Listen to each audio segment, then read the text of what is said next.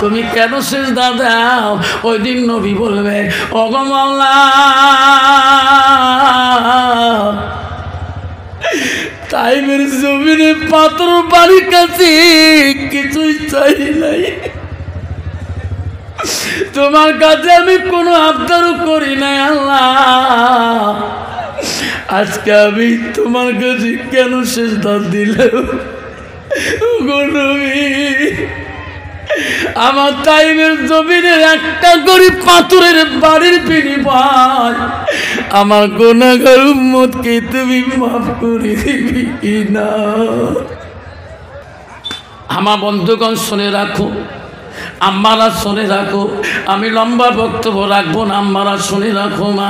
বিশ্ব নবী মুহাম্মদ রাসূলুল্লাহ সাল্লাল্লাহু আলাইহি সাল্লাম একদিন দেখতেছে গভীর রাতে এমন সময় একদল বেঈমান বিভিন্ন সারা আবু জেলের বাড়ির সামনে দিয়ে, পৃথিবীতে দুশ্মন ছিল নবীজির বেঈমানি করছিল হযরত বেঈমান আবু জেহেল। আবু জেহেল গভীর রাতে চেতন পেয়ে দেখে একদল মানুষ ওই বাড়ির সামনে দিয়ে দৌড় দিতেছে। আবু জেহেল দৌড়ে উঠি বলে, ভাই ও ভাই রে, কোথায় যাও এত রাইতে, কোথায় যাও তোরা? বলছে, আবু জেহেল আপনি জানেন না? না, আমরা বিশ্ব নবী আব্দুল্লাহ কলিজার ধন, আমেনার কলিজার টুকরা, আমরা বিশ্ব নবী মুহাম্মাদের কাছে আমরা কলেমা নিয়ে মুসলমান হইতে যাই। যেরকম সুবহানাল্লাহ। আবু জেহেল বলছে, না না, তোরা যাবেন না, তোরা জানো কি মুহাম্মাদের সাথে আমার সম্পর্ক কি? তোরা জান না? সব লোককে আবু জেহেল দাঁড় করাইলেন। কেন যাব না? ও ভাই, মুহাম্মাদের কাছে গেলে তোরা ওগাই গেলে জাদুর মধ্যে পড়িয়া যাবেন। ইনি একজন ইন্দ্র জাদুকর, ইনি তোমার চোখের মধ্যে জাদু লাগিয়ে দিবে, ওনার কাছে যে লাভ হবে না। বলছে আবু জেহেল, আবু জেহেল খবরদার, বাধা দিস না রে, আমরা বিশ্ব নবী মুহাম্মদুর রাসূলুল্লাহর কাছে যাইয়া আমরা কলেমা পড়ি মুসলমান হয়ে যাব। যেরকম সুবহানাল্লাহ। আবু জেহেল বলল, যদি তোরা যাও, কিন্তু আমিও তোমাকে একটা প্রশ্ন করি, মুহাম্মদ কিন্তু মানুষের চোখে জাদু লাগাইয়া দেয়, ইসলাম প্রচার করাইয়া দেয়, ওনার কাছে গেলে তোরা প্রশ্ন করবেন, উনি মাটির নিচে সব জিনিসের জাদু লাগাইতে পারে, কিন্তু মুহাম্মদ আকাশে জাদু লাগাইতে পারে না। তোরা যে বলবেন, মুহাম্মদ রে, আমরা তোর কাছে ইসলাম ধর্ম গ্রহণ করে নেব। আমার একটা প্রশ্ন, আমার নজরে যদি আকাশের চন্দ্রটাকে যদি তুমি দুখণ্ড করে দেখে দিতে পারো, তাহলে আমরা তোর কাছে কলেমা পড়ে মুসলমান হয়ে যাব। ওই সময় বিধিনরা বলল, আবু জেহেল, পৃথিবীর কোন নবী আকাশের চন্দ্র দুখণ্ড করে দেখাইতে পারে নাই। আবু জেহেল, আমরা নবীর কাছে ইসলাম গ্রহণ করব, আমরা নবী মুহাম্মদকে এই প্রশ্নটা করতে পারবো না। যেরকম সুবহানাল্লাহ। আবু জেহেল বললেন, যদি তোরা না পারেন আমি তোদের সঙ্গে যাব। বেঈমান আবু জেহেল গভীর রজনীতে রাত্রিকালে ওই সাথীদের সঙ্গে বিশ্ব নবী রাসূলুল্লাহর বাড়ি গেলেন। আমার নবীকে বেঈমান আবু জেহেল ডাক দিলেন, আমার নবী জানে রে, আজকে এত রাইতে চাচা আমাকে কেন ডাক মারে গো? আমার সোনার নবীজি অহংকার ছিল না, গৌরব ছিল না। আবু জেহেল যত কষ্ট দিয়েছিলেন, আমার নবীকে যত লাঞ্ছনা দিয়েছিলেন, ধনির বেরু দিয়ে পর্যন্ত আবু জেহেল নবীকে মারছিলেন, তবু নবী আমার অহংকার ছিল না, তবু নবী আমার মনের মধ্যে কিনে রাখে নাই। চাচা ডাকার সাথে সাথে আমার সোনার নবী বাইরে আসি বল, চাচা গো, এত রাইতে কেন ডাকলেন? কইছে, মুহাম্মদ, এই সমস্ত লোক তোর কাছে কলেমা পড়ি মুসলমান হইতে চায়। এনার প্রশ্ন হলো, এনাদের নজরে আকাশের চন্দ্রটা যদি তুমি দুখণ্ড করে দেখে দিতে পারো, তাহলে ইনি কলেমা পড়ি না সবাই মুসলমান হয়ে যাবে। আল্লাহর নবী মাথা নিচু করলেন, দুই চোখের পানি জল জল করে সরিয়ে দিলেন। আল্লাহ বলো যে, ইব্রাহিম যা যা, আমার হাবিব কান্দে কা, আমার নবী বলে মাওলা চাচা আবু জেহেল কোনোদিন এমন কঠিন প্রশ্ন করে নাই, আল্লাহ আজকে কেন এত কঠিন প্রশ্ন করছে? আল্লাহ বলছে যে ভাই তুমি যা, আমার নবীর দরবারে জানে আমার নবীর চোখের পানি আমি আল্লাহ সহ্য করতে পারি না। রে ভাই যা যা, আমার নবী জবান দিয়ে যা বলবে আমি আল্লাহ তাই করে দেব। যেরকম সুবহানাল্লাহ। আবু জেহেল এই কথা প্রশ্ন শোনার সাথে সে নবী বলল চাচা গো আকাশে চন্দ্র দখণ্ড করে দিতে হবে। কলে হ্যাঁ চলো। বিদিনা চলে গেলেন, আবু জেহেল সঙ্গে চলে গেলেন। আমার নবী গো আল্লাহ দরবারে একটু দোয়া করি, শাহাদত আঙুলটা একবার তুলি চন্দ্রটার দিকে, একবার শাহাদত আঙুলটা যখন ঘুরাইছে সঙ্গে সঙ্গে আকাশের চন্দ্রটা আল্লাহ দুখণ্ড করে দিয়ে দিলেন। যেরকম সুবহানাল্লাহ। জমিন কাঁপে নাই, মাটি কাঁপে। বিদিনা বলে মুহাম্মদ আকাশের চন্দ্র ছাড়িয়া দাও, আমরা দেখতে পারি না, আমরা তোর মাঝে যা দেখছি, আমাকে কলেমা পড়ে দে, মুসলমান বানিয়ে দাও। আবু জেহেল বলছে না না, আগে কলেমা পড়বেন না মুসলমান হবেন না। কেন? ইনি আকাশের চন্দ্র দুখণ্ড করিলেন, একত্র করতে পারবে না, জোড়া লাগাইতে পারবে না। যদি উনি জোড়া লাগিয়ে দিতে আগের মতন করে দিতে পারে তাহলে তোরা কলেমা পড়ে মুসলমান হয়ে দাও। আমার নবী আবার শাহাদত আঙুলটা তুলি ওই দুখণ্ড হওয়া চন্দ্রটার দিকে একবার যখন নগুলটা নড়াইলেন আল্লাহ চন্দ্রটা আগের মতন বানাইয়া দিলেন। যেরকম সুবহানাল্লাহ। নাই থাকবে সব দিল না নবীদের কাছে কলেমা পড়লো লা ইলাহা ইল্লাল্লাহ মুহাম্মাদুর রাসূলুল্লাহ। বিদিন বলো রে ও আবু জেহেল বলল রে ভাই আমি তোর তোমার কথায় মুহাম্মাদের কাছে জাদু পড়বো না, তোমরা মুহাম্মাদের জাদু পড়ি মুসলমান হইলে আমি আবু জেহেল হব না।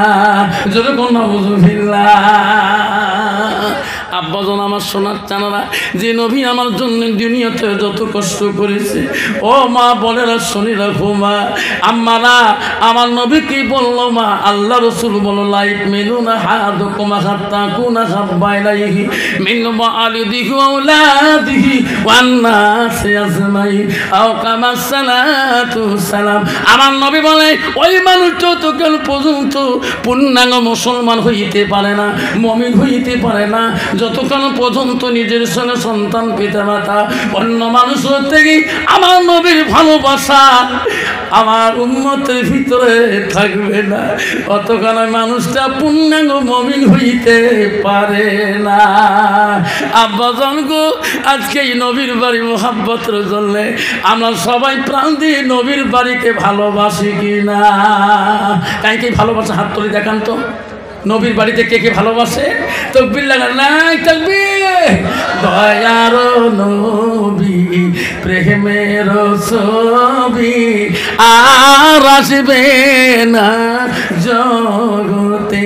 সবাই কন দয়ার নবী প্রেমের ছবি আর আসবে না জগতে।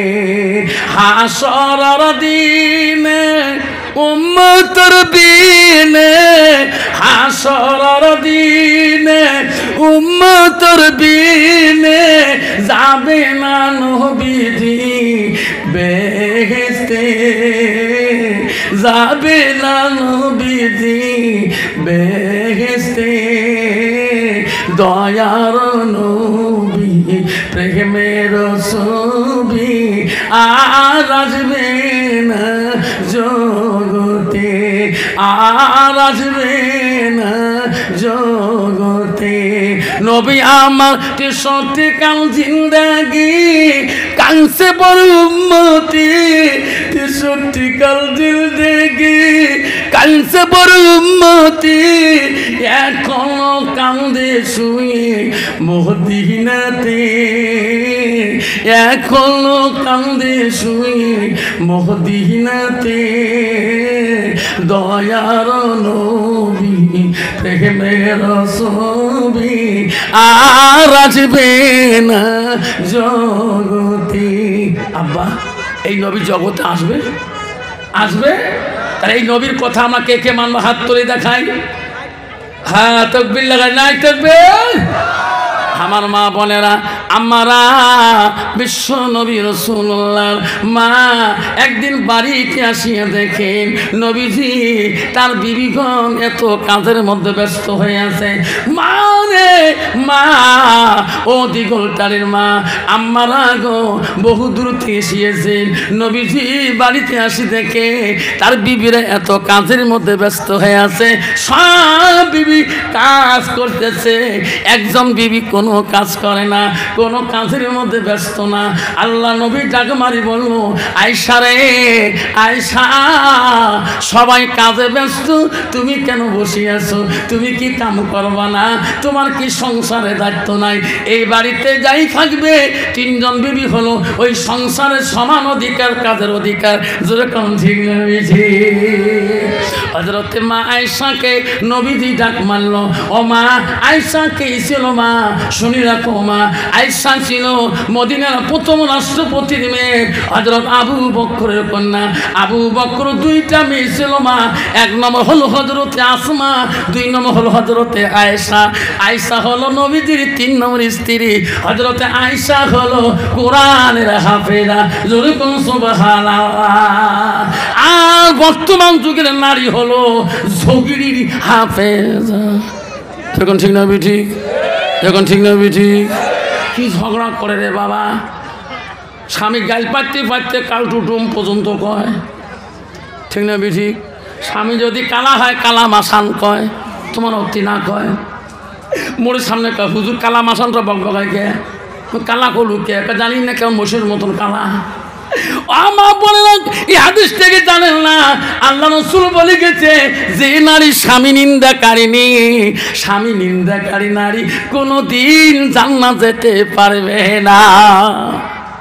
বিশ্ব নবী রাসূলুল্লাহ আয়েশাকে বলল, আয়েশা রে আয়েশা, সবাই কাজের মধ্যে ব্যস্ত, তুমি কেন কাজ না করি বসে আছো? আয়েশা বলো।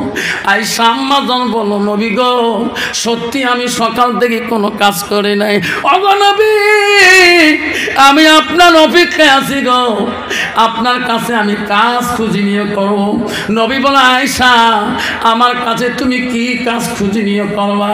আয়েশা বলো, গো নবী আজকে আমার আয়েশার মনটা চায় আমার হাত দুইটা দিয়া তোমাকে আমি গোসল করি দেওয়া কাজটা আজকের জন্য চাই। যেরকম সুবহানাল্লাহ। নবী গো আমার মনটা চায় আমার হাত দুইটা দিয়া তোমাকে আমি গোসল করি দেওয়া কাজটা চাই, দয়া করে দেখেন দিদি। নবী গো আমি আয়েশা বড় খুশি হয়ে যাব। নবী বলছে, আয়েশা রে তুমি আমাকে গোসল করি দিলে তুমি শান্তি পাওয়া? কলে হ্যাঁ। আয়েশা তুমি যদি শান্তি পাও আমি নবী বারণ করতে পারি না। যেরকম সুবহানাল্লাহ।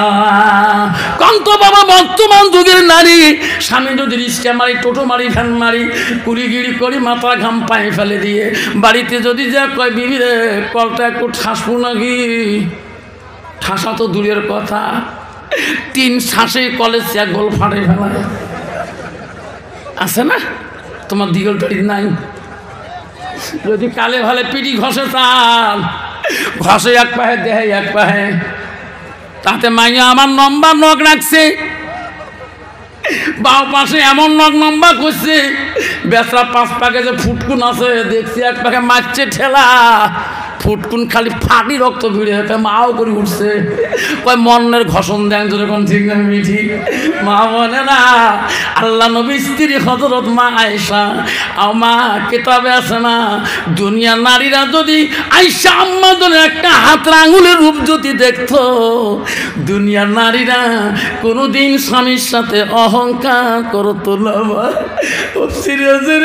হযরত মা আয়েশা আম্মাজন এত রূপবতী ছিল, এত হালকা পাতলা নারী ছিল রে, নবী ছাড়া আয়েশা কোনো সময় বোঝে না। নবী বলে, আয়েশা রে তুমি যদি আমার গোসল করে দিয়ে খুশি হও, আমি নবী বাঁধও করতে পারি না। হযরতে মা আয়েশা 2 মস্ক পানি নিয়ে গেলেন, চোখের মধ্যে নবীকে বসিয়ে দিবেন। হায় রে আয়েশা, এত আনন্দ কেতাবে আছে রে। আয়েশা মনে মনে বলে, আল্লাহ,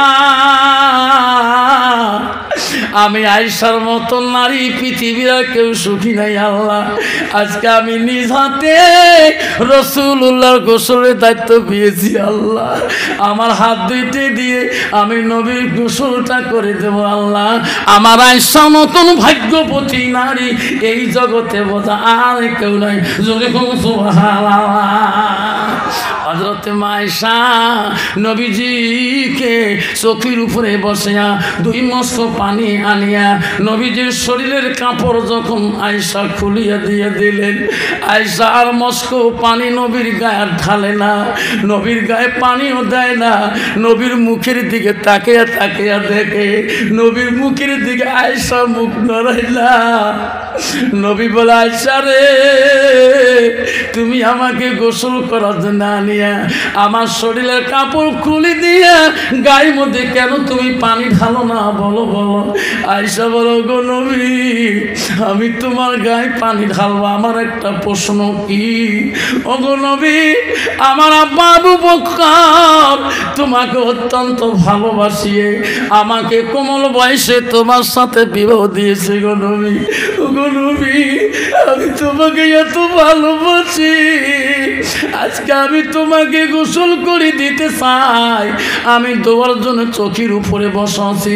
নবী গো, আমার একটা প্রশ্ন গো নবী। কি? আয়েশা বলো। ও গো নবী, তোমার শিশুকালে, তোমার কোনো ছোট কালে কোনো রোগ, কোনো বসন্ত, কোনো কলেরা হয়েছে নাকি? তোমার শরীরে এত কেন কালো কালো দাগ দেখা যায়? আমার নবী কথা বলে না। আমার নবী আয়েশার দিকে তাকায়া কান্দে রে। নবীর চোখ দিয়ে পানি পড়ে বুক বেঁধে যায়। আয়েশার কথার জবাব দেয় না। আয়েশা আম্মা বল, নবী গো, আমি তোমার প্রশ্ন করে আপনি কান্দেন কা? তোমার ছোটকালে, শিশুকালে কোনো ক্রোহ, কোনো বসন্ত, কোনো কলেরা হয়েছে নাকি? আপনি জবাব দেন না কেন গো নবী? নবী কাঁদে কাঁদে বলছে, আয়েশা, ওই দিনের কথাগুলো মনে করে দিস না রে আয়েশা, ওই দিনের কথাগুলো মনে করে দিলে আয়েশা আমি নবী কলিজা ফাটিয়া যায়, আমার মনে দুঃখ লাগে। আয়েশা স্মরণ করি দিও না, মনে করি দিও না, আমি নবীজি সহ্য করতে পারি না। আয়েশা আম্মা বলে, হুজুর কোন দিনের কথা? আয়েশা ইসলামের খাতিরে, ইসলাম প্রচার করতে তাইফের জমিনে গিয়েছিলাম। তাইফবাসীরা আমাকে চিনতে পারে নাই। তাইফের মানুষ আমাকে পাথর মারি মারি, যুবকরা আমার অঙ্গটা কানা বন্য করে দিয়েছে। সেই দিনের কথা যদি মনে করি দিও, আমি নবী কষ্ট পাই। ওই দিনের কথা আমার কথা তুলিও না আয়েশা। তাইফের জমিনে পাথর মারিতে আমার শরীরে রক্তগুলো জুতোর মধ্যে খলখল করেছিল। আল্লাহ বলছে, জিবরাইলে যা, আজকে আমার হাবিব তাইফের জমিনে রক্তর শহীদ বন্য হতেছে। হ্যাঁ জিবরাইল যারে, আমি আল্লাহ সহ্য করতে পারি না, আমার হাবিবের কাছে যা, আমার নবী যা বলবে তাই করি দে। তাইফের জমিন যদি উলট পলট করি দেওয়া লাগে, উলট পলট করে দে। আয়েশা আমি ওই দিন জিবরাইলকে আমি ফিরি দিয়েছিলাম। জিবরাইল তুমি ফিরে যাও, আমি তাইফবাসীকে অভিশাপ দেব না, তাইফবাসীকে আমি অভিশাপ দিতে চাই না রে জিবরাইল। তাইফবাসীরা না চিনতে পারে আমাকে নবী বলি, না মানতে পারে। একদিন তার বংশ বুনিয়াদ আমাকে নবী করে বানিয়ে দিবেন ইব্রাহিম, তার জন্য আমি তাইবাসীকে অভিশাপ দেই নাই। হযরতে মায়েশা যোগ নবী, তার জন্য কি আপনি কোন প্রতিদান পান নাই? আল্লাহর কাছে কিছু চাবেন না। নবী বলছে আয়েশা রে, কিয়ামতের ময়দানে কঠিন বিচারের দিন, যেদিন আল্লাহ আদালত শুরু করে দেবে, সব নবীদের আদালত হবে। আমি নবী সেই দিন আল্লাহর কাছে সিদরাতুল মুনতাহা কাবা কাউসিনে সেজদায় পড়ে যাব। আল্লাহ বলল নবী ওর রহমাতুল লিল আলামিন রে, আজকে তুমি আমার কাছে কেন সেজদা দাও? পৃথিবীর সব নবীদের আদালত করা হবে, তোর কোনো আদালত নাই। যেরকম সুবহানাল্লাহ, তুমি কেন সেজদা দাও? ওই দিন নবী বলবে ওগো আল্লাহ, তাইবের জমিনে পাথর বাড়ির কাছে কিছুই চাই নাই, তোমার কাছে আমি কোনো আবদারও করি নাই আল্লাহ, আজকে আমি তোমার কাছে কেন সেজদা দিলাম? ওগো নবী, আমার তাইবের জমিনের একটা গরিব পাথরের বাড়ির বিনিময় আমার গুনাহগার উম্মতকে তুমি মাফ করে দিবি কিনা?